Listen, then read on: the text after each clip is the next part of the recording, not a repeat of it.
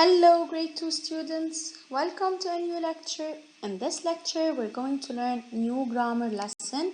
Our grammar lesson is going to be about singular and plural nouns. In the writing, we're going to learn how to add details to a story to make it more clear. Ready? Grammar. Before I start, I want to remind you that a noun names a person, a place, or a thing. Let's start with singular noun. Singular noun names one person, one place, or one thing. For example, house, we can see one house. Baby, we can see one baby. Gift, we can see one gift. So remember, singular noun names one person, one place, or one thing. While plural noun names more than one person, more than one place, or more than one thing. For example, houses, we can see more than one house. We can see 3 houses here, right? Babies, we have more than one baby. Flowers, we have more than one flower. Let's take a look at this sentence. The dogs trick the cat. Which words name a person, animal, place, or thing? We have the words dogs and cat. Name animals, right? The word dog, okay, ends with the letter S. So there is more than one dog. The dogs. Dogs is a plural noun. Now the word cat does not end in letter S, right? So there is only one cat. Cat is a singular noun. So dogs is plural noun and cat is singular noun. We have more than one dog. We have only one cat. Now here, this sentence, let's read it together. The fox gave rocks to the crane. The fox gave rocks to the crane. Crane is a large machine used for moving heavy objects. So, let's look at the nouns here. Which words name a person, animal, place, or thing? We have the word fox, we have the word rocks, and the word crane. The word fox, we have one fox, so fox is a singular noun. Rocks, we can see the letter S, so we have more than one rocks. Rocks is a plural noun. The word crane, to the crane. Does it end with the letter S? No. So crane is singular. Let's move on to the second sentence. The boys yelled at the wolf. Yelled means screamed. So the boys, can you see the letter S? So we have more than one boy, right? So boys is a plural noun. Yelled at the wolf, one wolf. So wolf is a singular noun. Let's look at these nouns, okay? First we have lizard, lions, rabbits, snake, pet, animals, frogs, and turtle. Here we have singular nouns. Here we have plural nouns. First, the word lizard. Is it a singular noun or a plural noun? Lizard. Can you see the letter S? No. So it's one lizard. So it's singular. Let's think of the word snake. Singular noun. So we wrote the word lizard, we wrote snake, we have the word pet. Can you see the letter S? No. So we have one pet. Pet, not pets. So it's singular noun. And we have turtle. Can you see the letter S? No. So it's only one turtle. Now, plural nouns, we have lions. It means more than one lion. We have rabbits. Can you see the letter S? So it's more than one rabbit. We have animals, more than one animal, and we have frogs. Let's practice together. We have to make the underlined noun plural and write it on the line, okay? You can solve it in your booklet, page 54. Number 1, the fox saw the grape in a tree. We have the word grape underlined, so we have to change the word grape to plural, from singular to plural, right? Okay. Can you see the letter S at the end? X, CH, or SH? No. We can see the letter E, so we should only add the letter S. And now we have the word grapes. Grapes. So we added the letter S to change the word grape from singular to plural. Now, number 2, the fox took the step to reach them. We have the word step underlined, so we have to change it from singular to plural. What should we do? We should add the letter S. So now we have the word steps. Sentence number 3, the rabbit at the carrot. We have the word carrot, so we have to change it from singular to plural. When it's singular, it means only one carrot. We have to change it to more than one carrot. So we only add the letter S. We have the word carrots. The farmer found the golden egg. Let's change the word egg from singular to plural. We only add the letter S. Sentence number 5. The cat was afraid of the dog. One dog. So let's add the letter S to the word dog, and now we have the word dogs. More than one dog. A comma. We all know how a comma looks like, right? Let's practice using commas in a series. The commas are used to separate 3 or more words in a series, okay? And remember, the word and or the word or comes before the last word in a series. When you see the word and or the word or, you don't add a comma after, okay? For example, before I start, for example, fairy tales, comma, folk tales, comma, and fables can have animal characters. Let's practice together. You can find this page in your booklet, page 56. Your booklet, unit 2, page 56. Let's read each sentence, add commas where needed. Sentence number 1. I like to read about lions, tigers, and elephants. We have an animal, and an animal.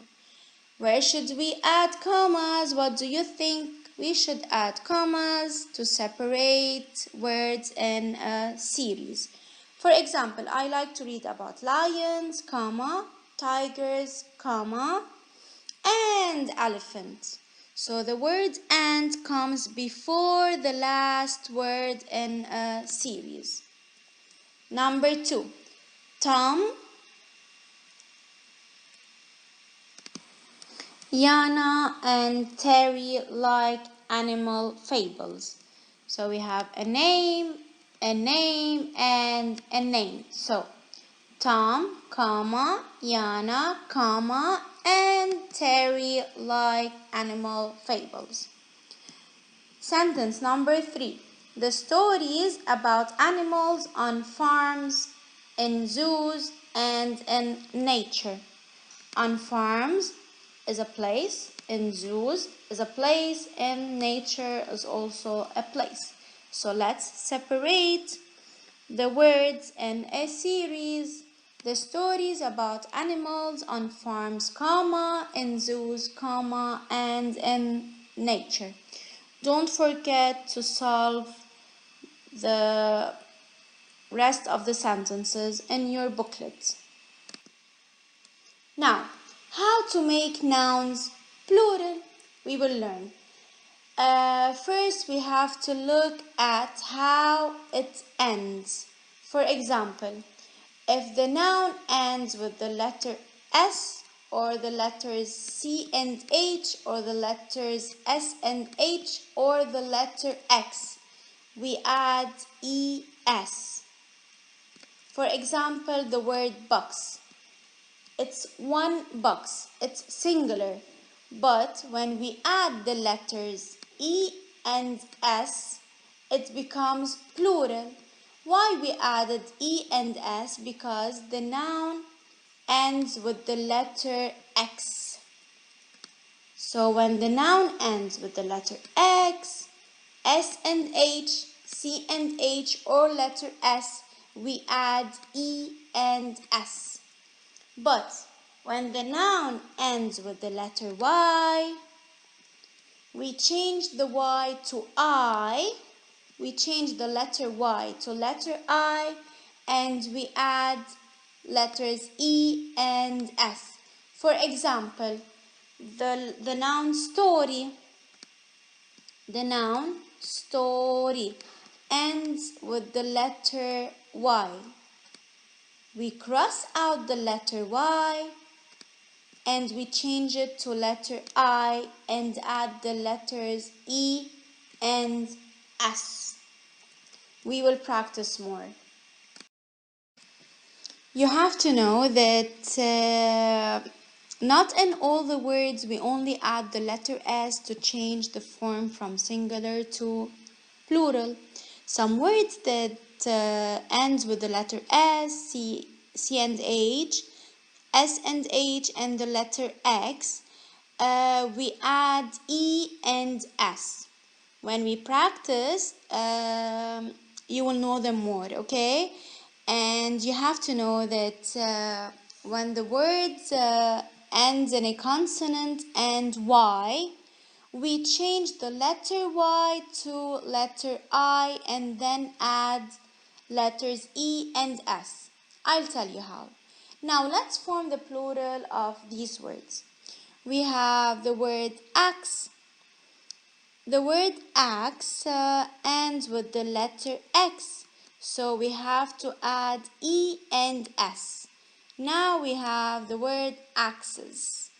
Axes with the letter, we added letters E and S. Now we have the word sock. It ends with the letters C and K, so we only add the letter S. Simple, from singular to plural. Now we have the word box. The word box ends with the letter X, so we have to add E and S. Okay? Let's move on to the word cube. The word cube ends with the letter E, so we only add the letter S to change the word cube to cubes, from singular to plural. Here we have the word peach. The word peach ends with the letters C and H.